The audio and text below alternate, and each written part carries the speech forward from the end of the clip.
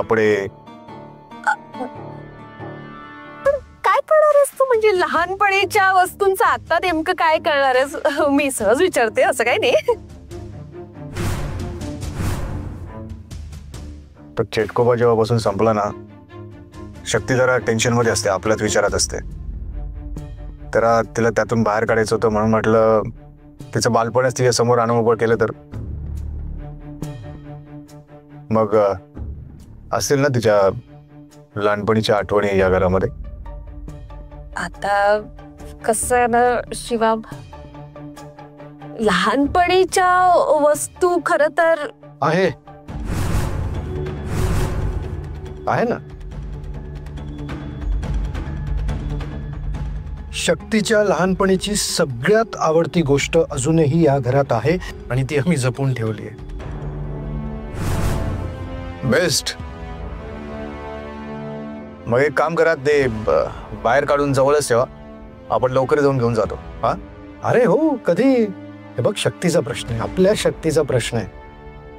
या सगळ्यांनी तिचा त्रास कमी होणार असेल, तिचं स्ट्रेस कमी होणार असेल तर या बंगल्यात तिच्या जितक्या आठवणी आहेत ते मी सगळ्या बाहेर काढून ठेवतो. तू काळजी करू नकोस. थँक्यू. अरे थँक्यू काय, येतो, काढून ठेवा.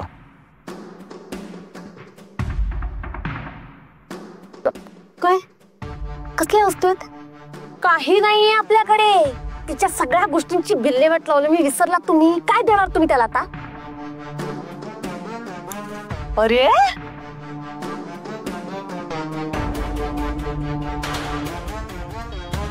प्रिन्स, काय बोलतायत?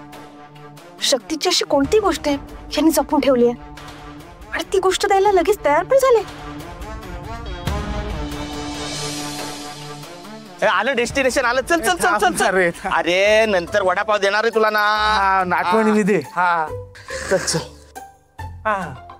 हे वस्ताऱ्या, अरे आपण शेठच्या लग्नाचं डेकोरेशन करायला पाहिजे, तर आपण हे काय डेटचं डेकोरेशन करत बसलो इकडे.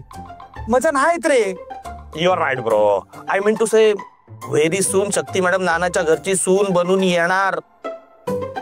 बट ब्रो, त्याला थोडा टाइम पाहिजे यार. ते पण बरोबर आहे रे. ए बसून काय राहिलास? फुले काढ चल. काढतो.